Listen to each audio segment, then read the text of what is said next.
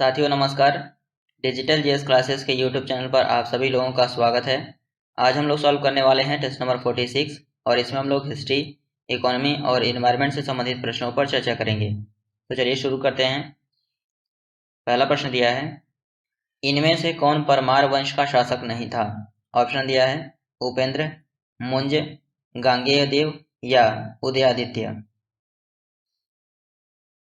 परमार वंश का संस्थापक है कनकपाल को माना जाता है, जो कि 867 से 918 ईस्वी के मध्य इसने परमार वंश की स्थापना की थी। और कहाँ की थी? तो पश्चिमी मध्य भारत में। परमार वंश में सबसे प्रसिद्ध राजा राजा भोज को माना जाता है। इसने भोजपुर शहर तथा भोजसेन झील की स्थापना की थी। राजा भोज को कविराज की उपाधि भी प्राप्त थी।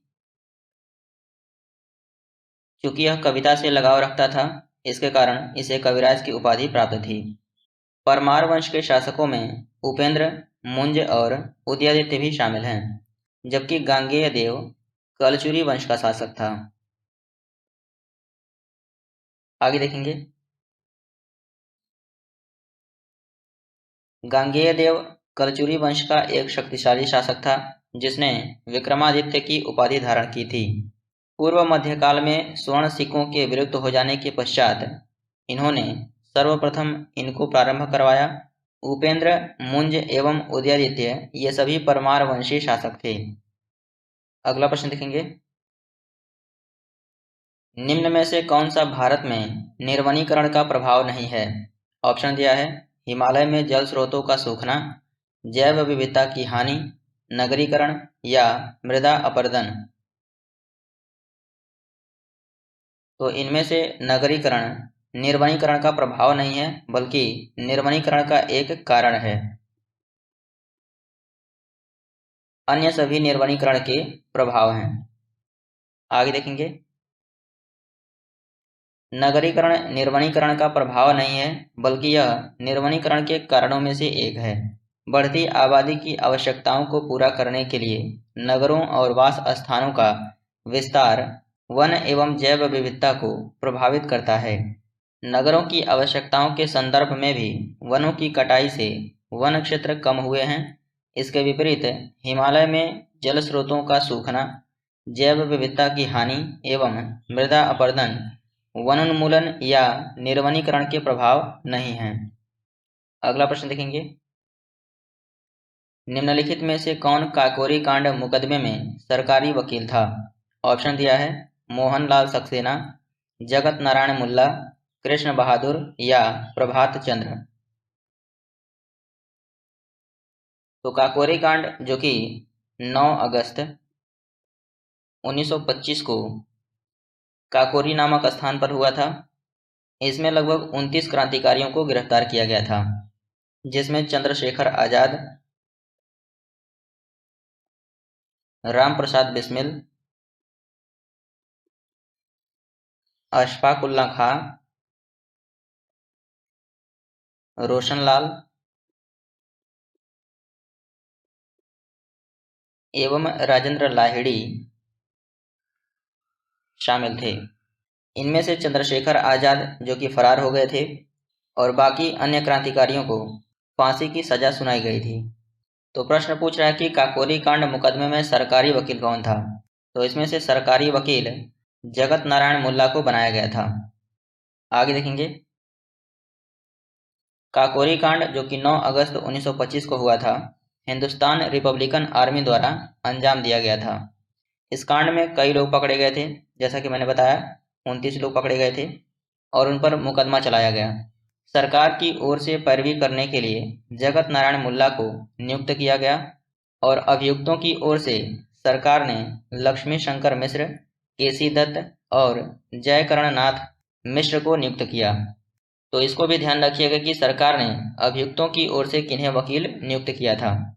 अभियुक्तों की मांग थी कि उच्च कोटि के वकीलों को सरकार नियुक्त करे, परंतु सरकार ने ऐसा नहीं किया। अगला प्रश्न देखेंगे। सरकारी व्यय को नियंत्रित करने का प्राधिकारी है। ऑप्शन दिया है नीति आयोग, भारतीय रिजर्व बैंक, वित्त मंत्रालय या वित्त आयोग। तो इसमें से सरकारी व्यय को नियंत्रित करने का प्राधिकारी वित्त मंत्रालय को माना जाता है। वित्त मंत्रालय के अंतर्गत 5 विभाग कार्य करते हैं। कौन कौन से हैं? तो पहला है आर्थिक कार्य विभाग,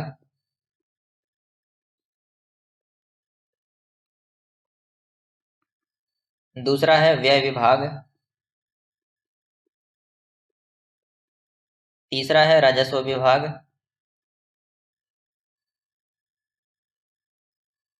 चौथा है वित्तीय विनिवेश,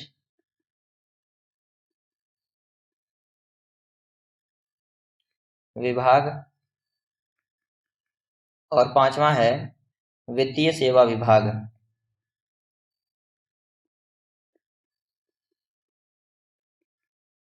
इसमें से व्यय विभाग को केंद्र सरकार की सार्वजनिक वित्त प्रबंधन प्रणाली और राज्यों की वित्तीय स्थिति से संबंधित मामलों पर निगरानी रखने वाला एक नोडल विभाग है।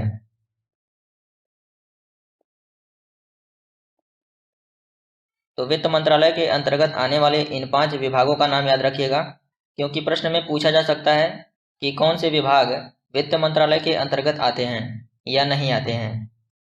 आगे देखेंगे।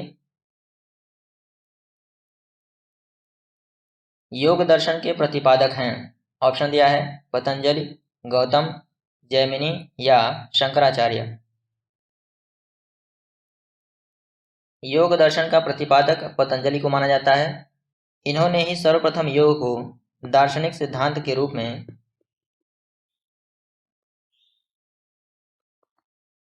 विवेचित किया, इसलिए योग दर्शन को पतंजलि दर्शन भी कहा जाता है।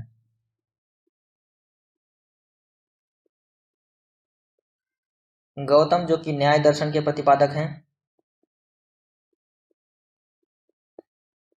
और जैमिनी मीमांसा के प्रतिपादक हैं। शंकराचार्य अद्वैत दर्शन के प्रतिपादक हैं। आगे देखेंगे। महर्षि पतंजलि को योग दर्शन का प्रतिपादक आचार्य माना जाता है। यद्यपि भारतीय परंपरा में योग साधना का इतिहास अत्यंत प्राचीन है। उपनिषद, महाभारत, भगवद गीता, जैन और बौद्ध मतों में योग संबंधी क्रियाओं का विवेचन प्राप्त होता है, तथापि सर्वप्रथम महर्षि पतंजलि ने ही सुसंबद्ध दार्शनिक सिद्धांत के रूप में योग का विवेचन किया, इसलिए इसे पतंजलि दर्शन भी कहा जाता है। अगला प्रश्न देखेंगे। जैव विविधता में परिवर्तन होता है। ऑप्शन दिया है भूमध्य रेखा की तरफ बढ़ती है, भूमध्य रेखा की तरफ घटती है, पृथ्वी पर एक समान रहती है या ध्रुवों की तरफ बढ़ती है। तो जैव विविधता आप लोगों को पता है कि भूमध्य रेखा की तरफ बढ़ती है। क्यों बढ़ती है? क्योंकि यह क्षेत्र उष्णकटिबंधीय क्षेत्र में आता है।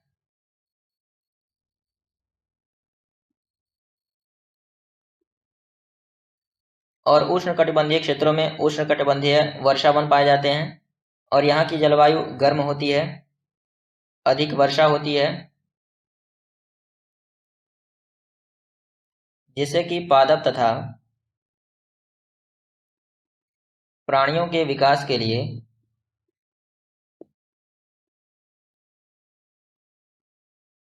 अनुकूलतम दशाएं पाई जाती हैं।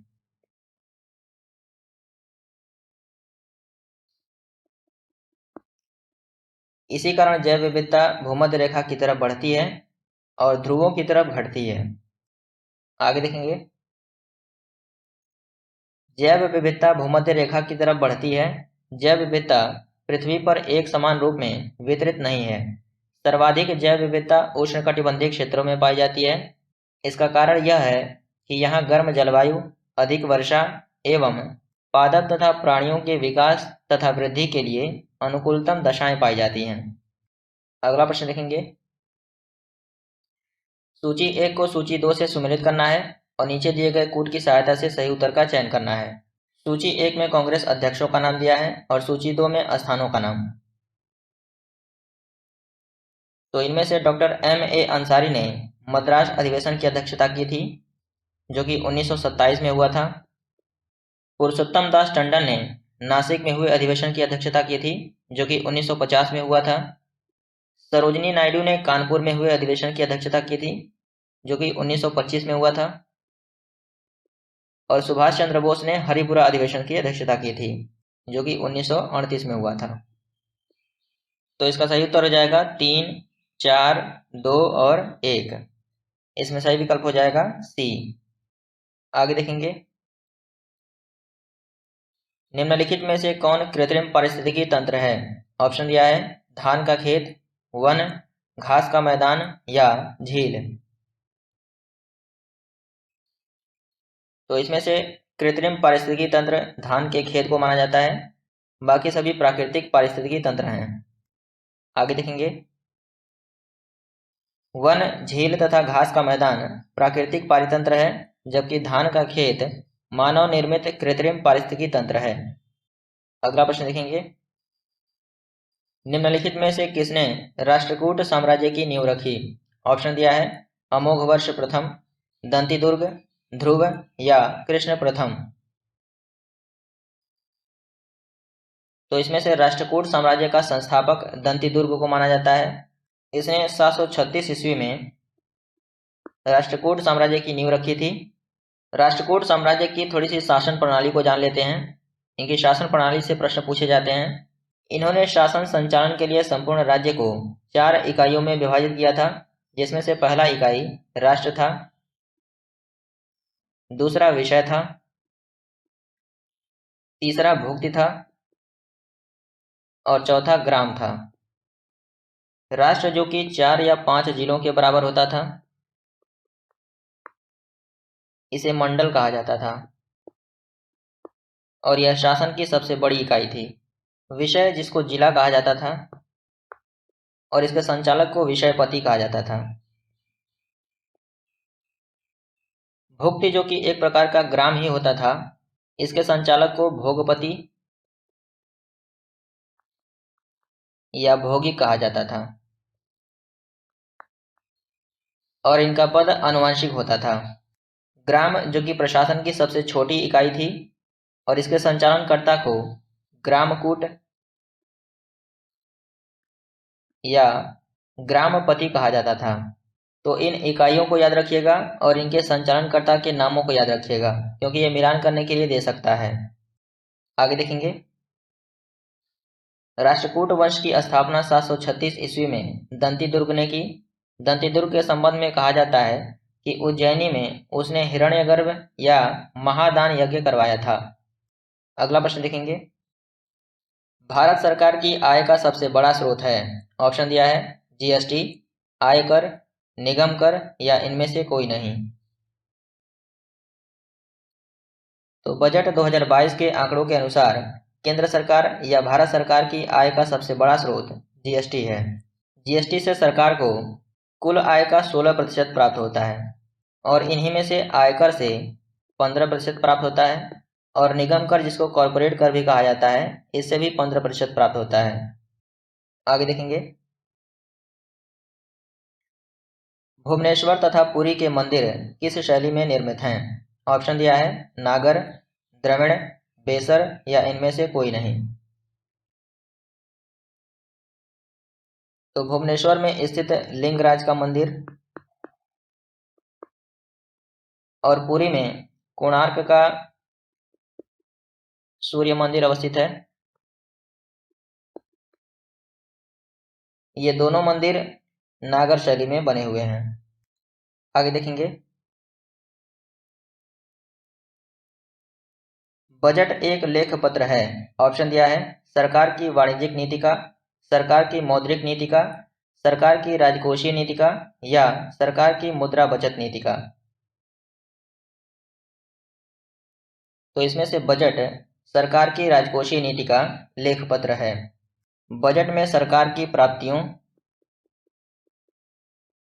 तथा व्ययों का विवरण होता है।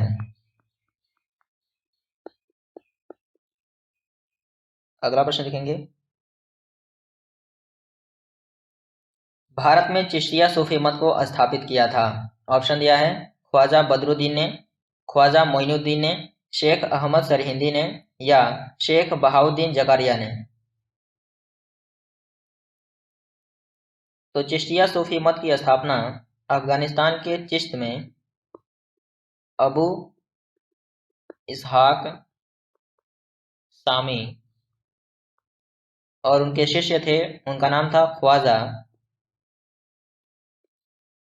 अबू अब्दाल चिश्ती, इन्होंने की थी। परंतु भारत में चिश्तिया सूफी मत का प्रचार प्रसार ख्वाजा मोइनुद्दीन ने किया था। आगे देखेंगे। चिश्तिया सूफी मत की स्थापना अफगानिस्तान के चिश्त में अबू इसहाक सामी और उनके शिष्य जिनका नाम था ख्वाजा अबू अब्दाल चिश्ती ने की थी, किंतु भारत में सर्वप्रथम इसका प्रचार ख्वाजा मोइनुद्दीन चिश्ती के द्वारा हुआ था। वे 1192 ईस्वी में मोहम्मद गोरी की सेना के साथ भारत आए थे। उन्होंने अजमेर में अपना निवास स्थान बनाया। 1236 ईस्वी में इनकी मृत्यु हो गई। कुतुबुद्दीन बख्तियार काकी इनके प्रमुख शिष्य थे। अगला प्रश्न देखेंगे। निम्नलिखित में से कौन एक राजकोषीय नीति का भाग है? ऑप्शन दिया है कर नीति, उत्पादन नीति, विदेश नीति या ब्याज दर नीति। तो इसमें से राजकोषीय नीति का भाग कर नीति है। राजकोषीय नीति में और कौन कौन से भाग हैं? तो इसमें व्यय नीति है, निवेश या विनिवेश नीति है, ऋण या अधिशेष प्रबंधन है। तो ये राजकोषीय नीति के भाग हैं। तो इसमें इतना ही था। मिलते हैं अगले वीडियो में, तब तक के लिए प्रैक्टिस करते रहिए। धन्यवाद।